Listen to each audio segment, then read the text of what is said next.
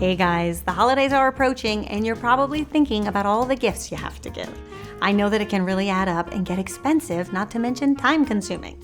So today I'm going to show you 3 food gift ideas that will come together quickly and inexpensively. I'll also show you some cute ways to package these gifts up so they look extra special.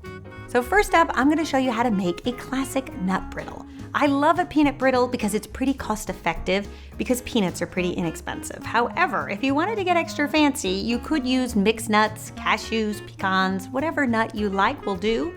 Now before you begin, you want to make sure that you have a rimmed cookie sheet that's been well greased and a heat-safe spatula that's also been greased. You can just set that aside and we're going to use that in a minute.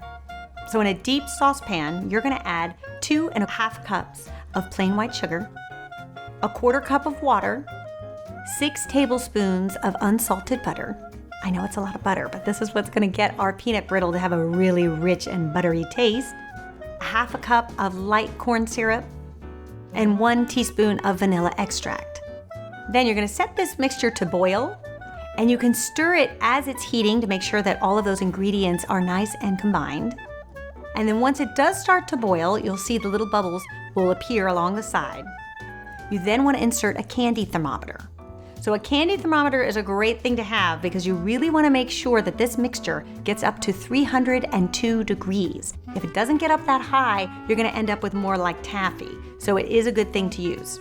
And in fact, on most candy thermometers, it'll say 302 hard crack. Now this will take anywhere from 10 to 15 minutes, so just be patient and don't walk away from this mixture because it's extremely hot and can be dangerous. So you do want to make sure that you're right there with it. And then once it does reach that temperature, you can remove the thermometer and you're going to add a teaspoon of baking soda. And the baking soda is going to allow that candy to also break. So it's another important ingredient. And then you're also going to add a 1/4 teaspoon of salt. Now you want to work quickly because this mixture will start to harden. So once you give it a stir, then you want to quickly add the peanuts and be mixing this mixture to make sure that all of those peanuts are well coated and that the sugar mixture, you don't see any bubbles at the top, that it's actually calming down and becoming more of a syrup.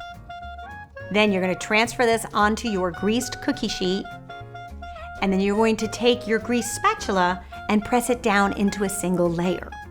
And then the other thing I like to do is add a little bit more fleur de sel sea salt on top, just so that it sets in there. It's a really great combination between the sweet and the salty. And then you're gonna let this rest for 40 minutes. And once you do, you'll be able to pick it up and it'll be one big mass.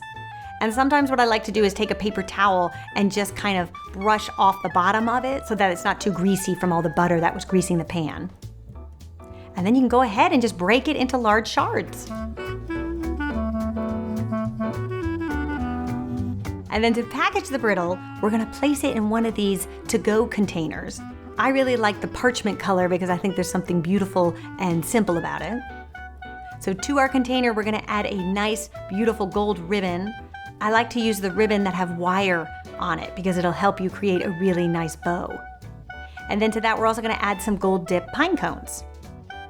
And that just takes our little parchment box and makes it so extra fancy and festive.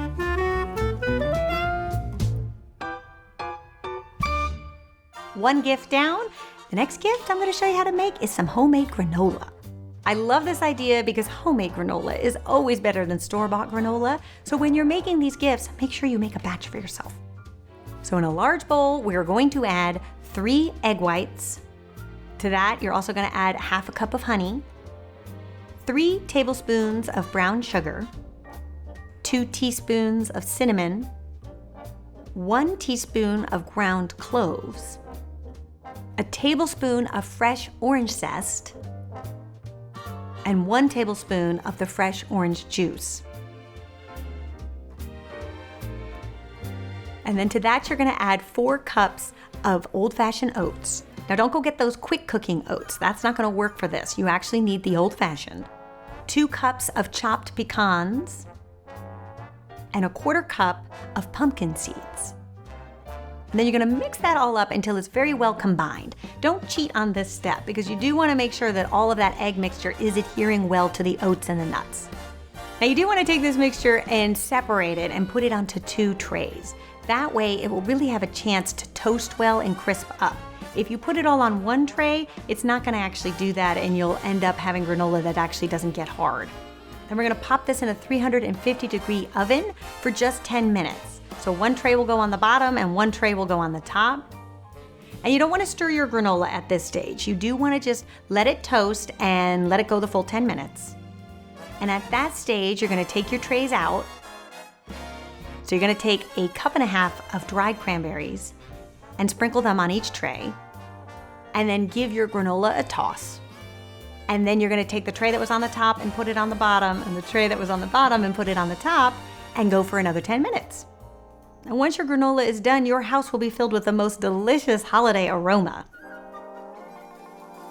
And you'll be happy you made a batch for yourself. And then once it's completely cool, you can package it up. And the way that I like to give this granola is to have a bit of a nature lover's theme. So I take a mason jar, fill it with some of the granola, and then I like to take a black and red flannel fabric that you can just buy at your craft store, and then cut it with some pinking shears, just for a nice decorative edge. And then I like to fasten this with a rubber band just to hold it in place.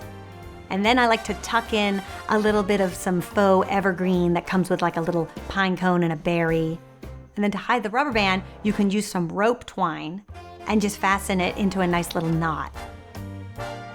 And tuck the ends into the twine itself.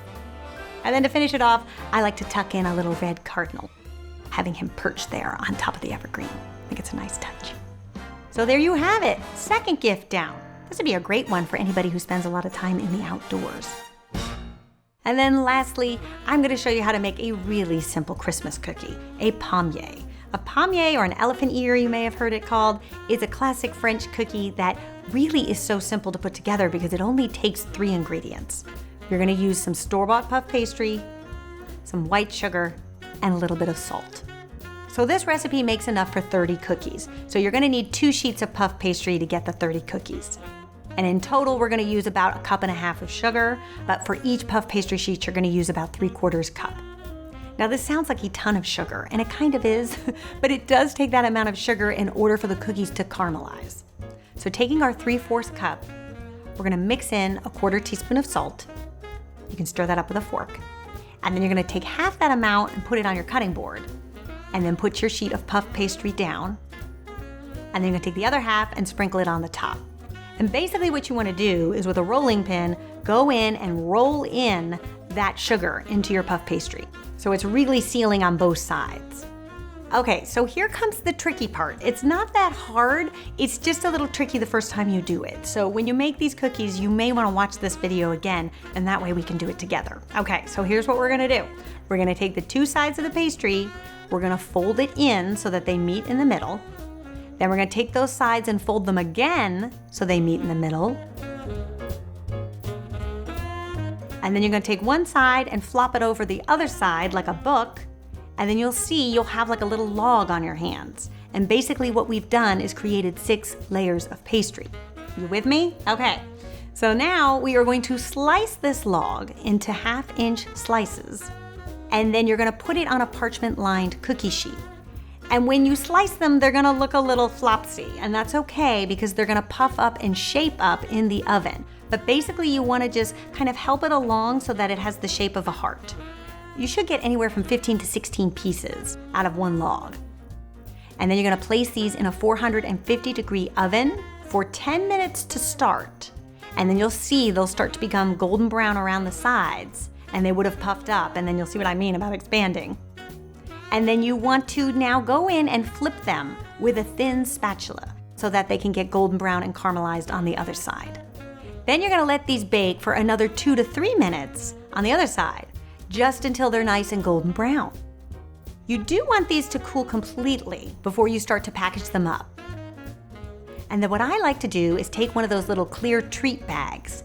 And if you get the size that's 4 inches by 2 inches by 9.5 inches, it is the perfect dimension for these little palmiers. They just fit snugly right in there.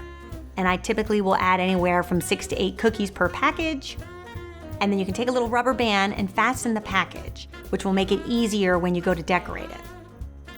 And then I like to take some red yarn and a little red baker's twine and thread it through a nice gift tag. You know, where you just put the thread in, make a loop, and then fasten it tight. That's the best way, I think, to put together a gift tag because it'll lay flat. And then on top of the gift tag, I like to fasten some little berries. And then you can go ahead and tie that around your little package, and you have an adorable little cookie set ready to give. So out of one package of store-bought puff pastry and some sugar and salt, which you probably already have laying around, you can make 4 little gifts. So there you have it, 3 easy food gift ideas that anybody would love to receive this time of year. I hope you guys give one of these a try and let me know how it turns out. And I will see you back here next week for another Holiday Helper episode. Until then, bye. Oh, jingle bells, jingle all the way. Oh, what fun it is to ride in a one-horse open sleigh. Jingle bells, jingle all the way. Oh, what fun